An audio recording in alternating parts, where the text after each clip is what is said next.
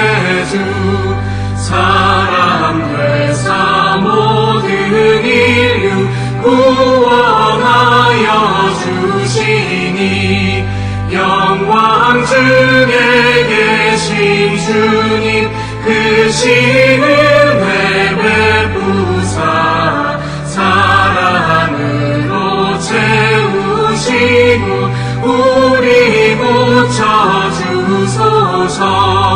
난 섬기며 사신 주님 우리들도 본받고 이웃 사랑 나누면서 살아가게 하소서.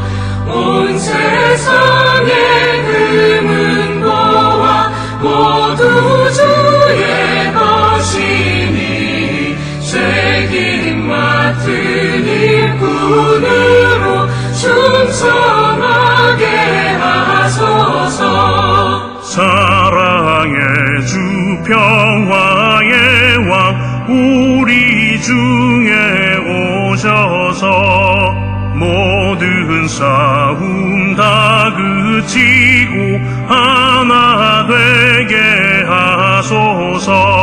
지난 날의 어두움과 환란 풍파 지나고 형제 사랑 밝은 장래 이루어지게 하소서.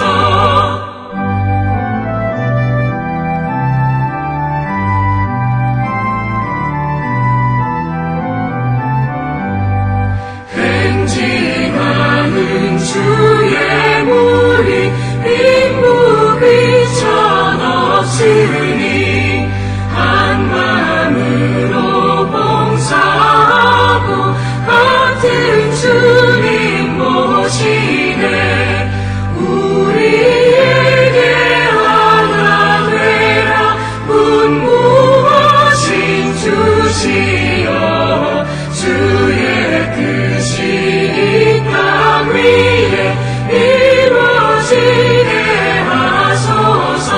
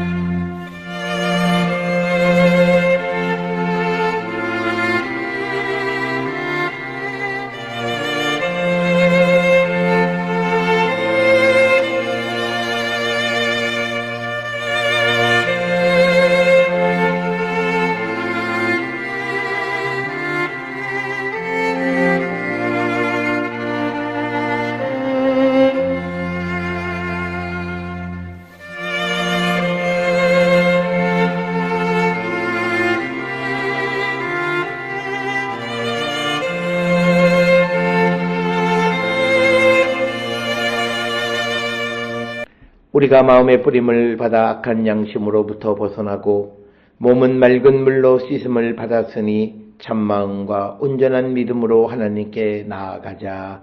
아멘. 전능하사 천지를 만드신 하나님 아버지를 내가 믿사오며 그 외아들 우리 주 예수 그리스도를 믿사오니 이는 성령으로 잉태하사 동정녀 마리아에게 나시고 본디오 빌라도에게 고난을 받으사 십자가에 못 박혀 죽으시고 장사한 지 사흘 만에 죽은 자 가운데서 다시 살아나시며 하늘에 오르사 전능하신 하나님 우편에 앉아 계시다가 저리로서 산자와 죽은 자를 심판하러 오시리라. 성령을 믿사오며 거룩한 공예와 성도가 서로 교통하는 것과 죄를 사하여 주시는 것과 몸이 다시 사는 것과 영원히 사는 것을 믿사옵나이다. 아멘.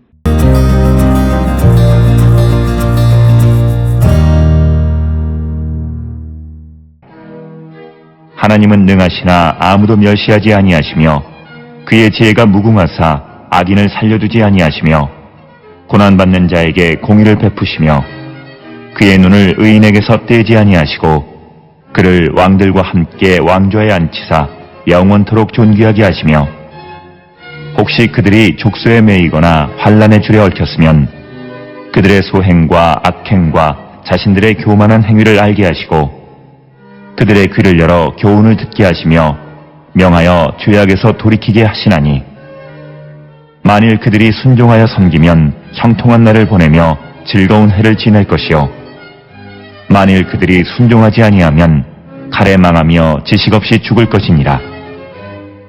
마음이 경건하지 아니한 자들은 분노를 쌓으며 하나님이 속박할지라도 도움을 구하지 아니하나니 그들의 몸은 젊어서 죽으며 그들의 생명은 남창과 함께 있도다. 하나님은 곤고한 자를 그 곤고에서 구원하시며 학대당할 즈음에 그의 귀를 여시나니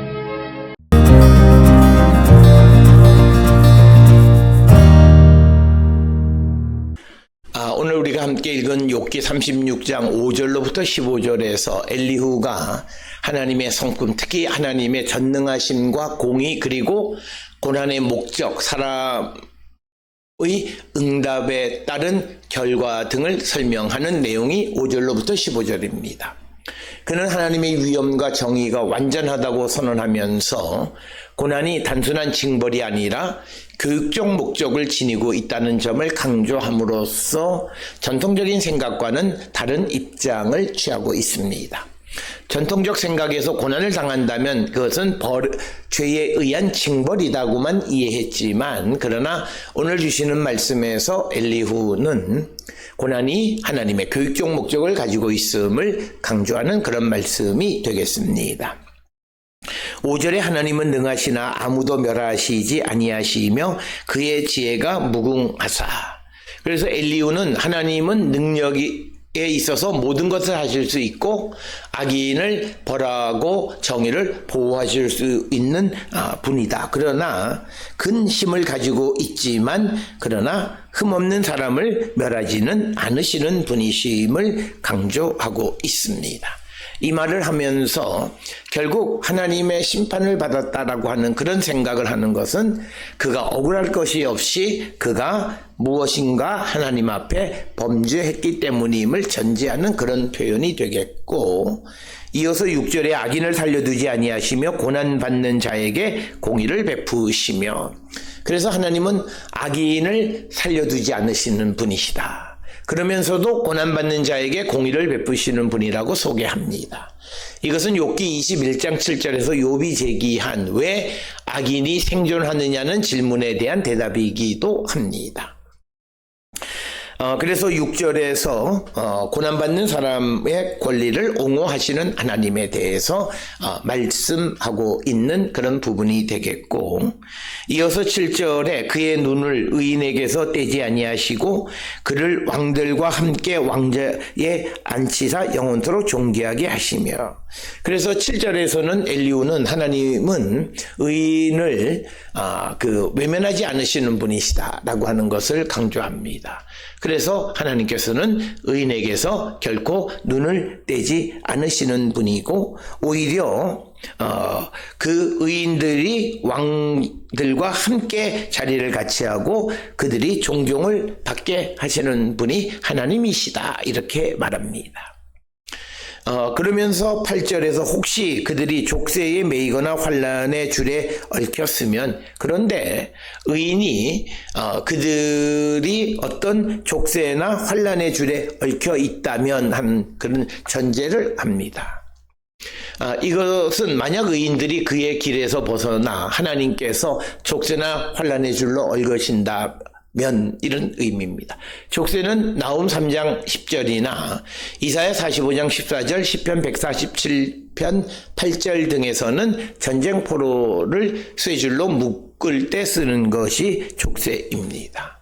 그리고 또 그에게 환란이 임하게 된다면 9절에 그들의 소행과 악행과 자신들의 교만한 행위를 알게 하시고 그래서 환란이 있는 목적을 설명하는 겁니다. 그래서 그 환란의 줄에 얽혀 있다면 그 목적은 그들의 악행, 자신들의 교만한 것을 알게 하고, 또 10절에 그들의 귀를 열어 교훈을 듣게 하시며 명하여 죄악에서 돌이키게 하시나니.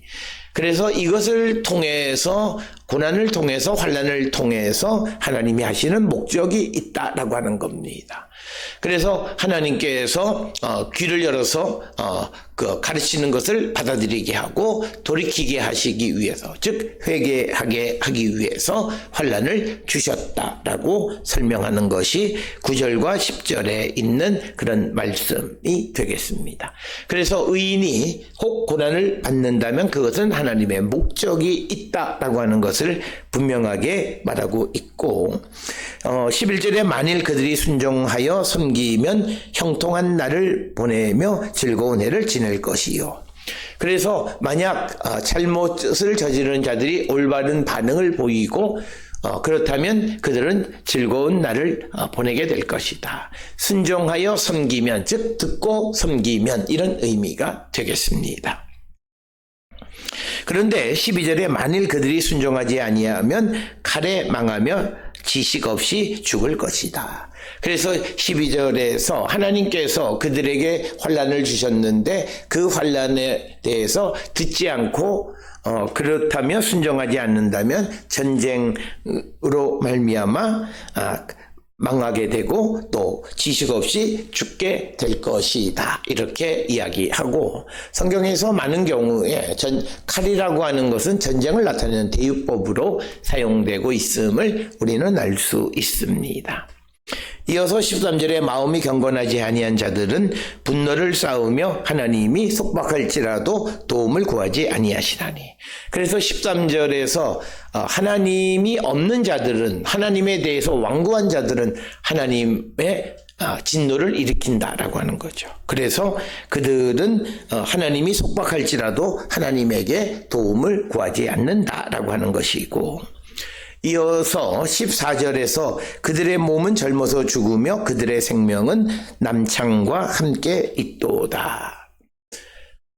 그래서 그들의 생명이 남창과 함께 있게 되어지는 그런 아주 저주스러운 삶을 살 것이다 라고 말하고 있고, 이어서 15절에 하나님은 곤고한 자를 그 곤고에서 구원하시며 학대에 당할 즈음에 그의 귀를 여시나니. 그래서 15절에서 하나님은 어려운 자들을 그 어려움에서 구원하시고 학대에 당할 때에 귀를 여시는 분이시다 라고 말하고 있습니다.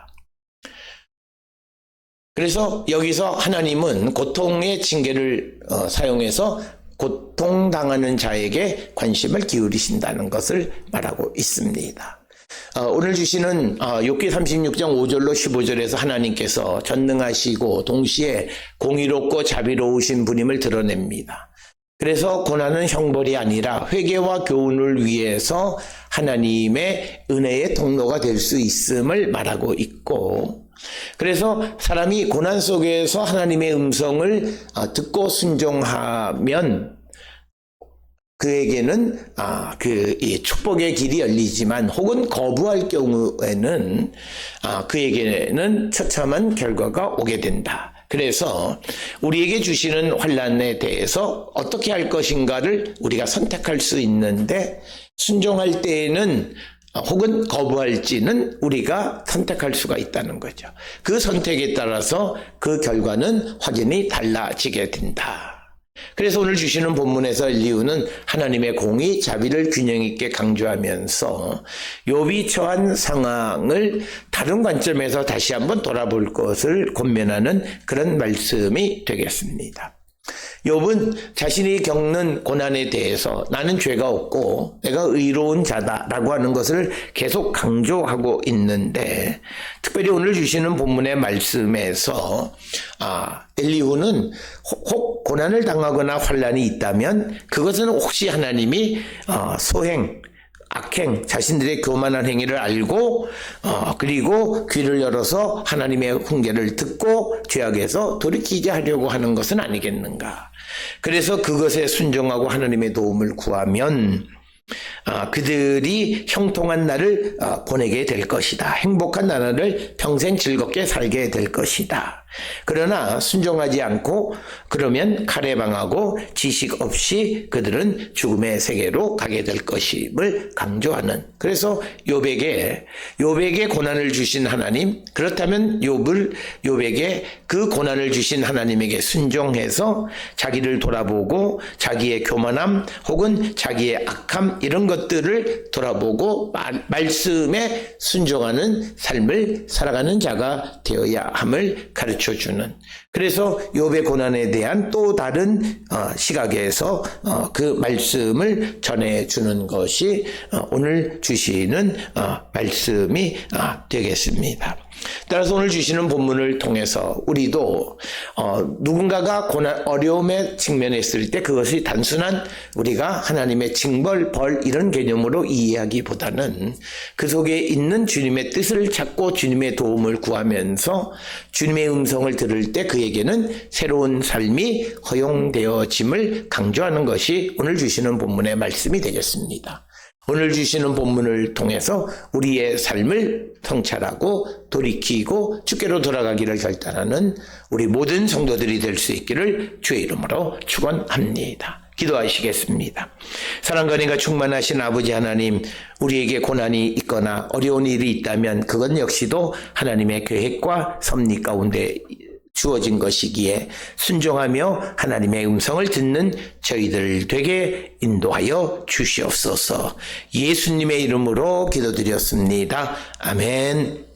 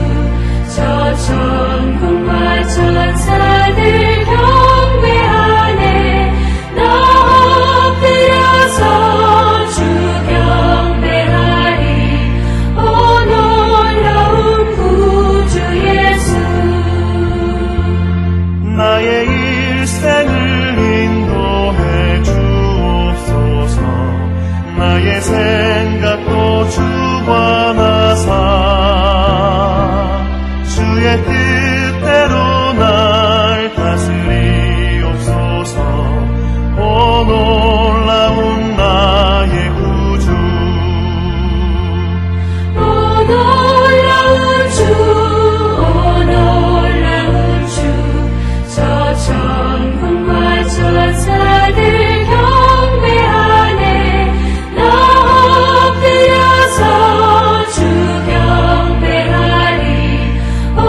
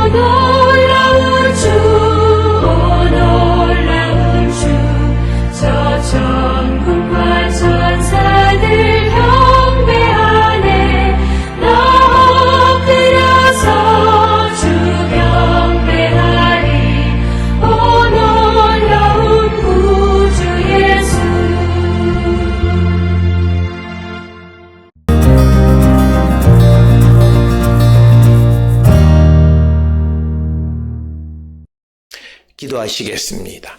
이제는 우리 주 예수 그리스도의 은혜와 하나님 아버지의 무한하신 사랑과 성령의 위로 역사 교통하심이 주님의 음성을 듣고 주님의 도움을 구함으로 모든 고난에서 벗어나는 자 되기를, 힘쓰는 자 되기를 결단하며 세상을 향해 나가는 우리 모든 성도들 머리 위에 이제로부터 영원토록 함께 할지어다. 아멘. 주 너를 지키시고 그 얼굴을 내게 돌리시어 장평화를 그 얼굴을 내게 돌리시어 내게 주의 은혜 쓰라 주의 은혜 그 크신